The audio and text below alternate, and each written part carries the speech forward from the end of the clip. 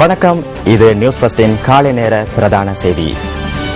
மலர்ந்திருக்கும் இனிய நாள் எல்லோருக்கும் இனிய நாளாக அமைய வேண்டும் என்று நியூஸ் ஃபர்ஸ்ட் சார்பாக வாழ்த்துகின்றோம். நியூஸ் ஃபர்ஸ்டுக்காக நான் தில்ஷாட் தேவதாசன்.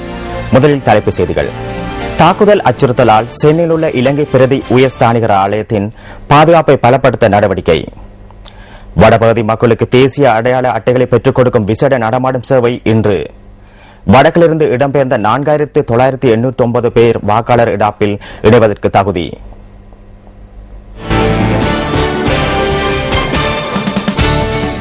விரிவான செய்திகள்.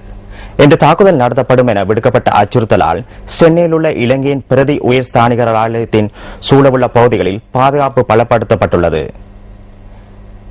இனம் தெரியாத குழு ஒன்றினால் இந்த அச்சுறுத்தல் விடுக்கப்பட்டுள்ளதாக சென்னையில் உள்ள இலங்கையின் பிரதி உயர்ஸ்தானிகர் ஆலயத்தான் கான் தெரிவித்துள்ளார். இந்த அச்சுறுத்தல் அடங்கிய தபால் அட்டையொன்று கடந்த வெள்ளிக்கிழமை தமக்கு கிடைத்ததாக அவர் குறிப்பிட்டுள்ளார்.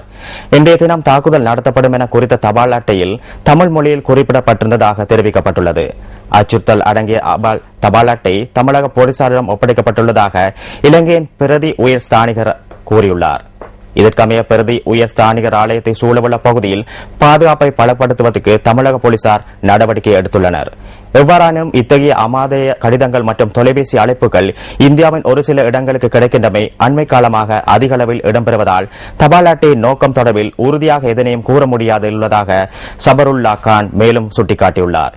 இதேவேளை இந்தியாவில் உள்ள இலங்கையின் ராஜதந்திர அலுவலகங்கள் மற்றும் அவற்றில் பணியாற்றுபவர்களின் பாதுகாப்பை உறுதிப்படுத்துமாறு இந்திய அரசாங்கத்திடம் விடுக்கப்பட்ட வேண்டுகோளுக்கு சாதகமான பதில் கிடைத்துள்ளது என வெளிவிவகார அமைச்சின் செயலாளர் கருணா திலக அமுனுகம தெரிவித்தார்.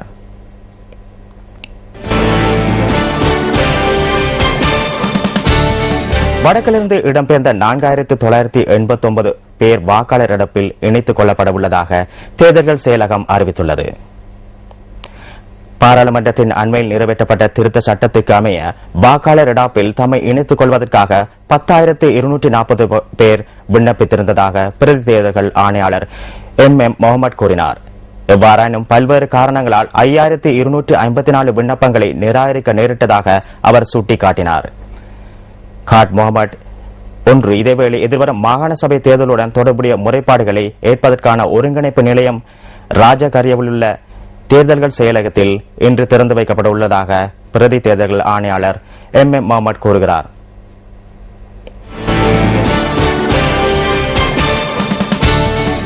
வடபகுதி மக்களுக்கு தேசிய அடையாள அட்டைகளை பெற்றுக் கொடுப்பதற்கான விசேட நடமாடும் சேவை இன்று நடைபெறவுள்ளது. தேசிய அடையாள அட்டை இல்லாதவர்களை இலக்காக கொண்டு இந்த நடமாடும் சேவை ஒழுங்கு செய்யப்பட்டுள்ளதாக ஆட்பதிவு ஆணையர் நாயகம் RMS சரத்குமார தெரிவித்துள்ளார்.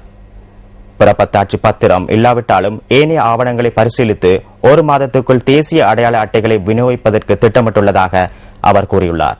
இதேவேளை எதிர்வரும் மாகாண சபை தேர்தலில் வாக்களிப்பதற்காக அனைத்து வாக்காளர்களும் தமது அடையாளத்தை உறுதிப்படுத்தும் வகையில் செல்லும்படியாகவும் ஆவணம் ஒன்றை சமர்ப்பிக்க வேண்டியது கட்டாயம் என தேர்தல் செயலகம் குறிப்பிட்டுள்ளது. 2008, 2009 மற்றும் 2010 ஆண்டுகளில் நடைபெற்ற தேர்தல்களின் போது விநியோகிக்கப்பட்ட தற்காலிக அடையாள அட்டைகள் இம்முறை மாகாண சபை தேர்தலின் போது செல்லுபடியாகாது என மேலதிக தேர்தல் ஆணையாளர் RML ரத்நாயக்க தெரிவித்துள்ளார்.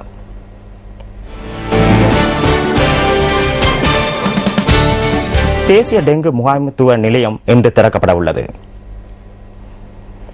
டெங்கு நோயாளருக்கு சிகிச்சை அளிப்பதற்கான விசேட வசதிகளுடன் கூடிய இந்த நிலையம் நீர்கொழும்பு வைத்தியசாலை வளாகத்தில் அமைக்கப்பட்டுள்ளதாக சுகாதார அமைச்சு தெரிவித்துள்ளது.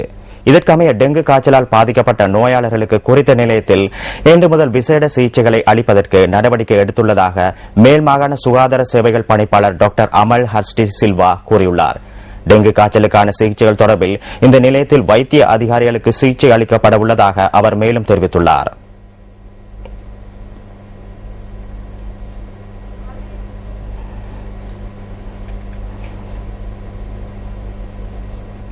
நியூஸ் ஃபர்ஸ்டின் காலை நேர பிரதான செய்திகள் இத்துடன் நிறைவு பெறுகிறது.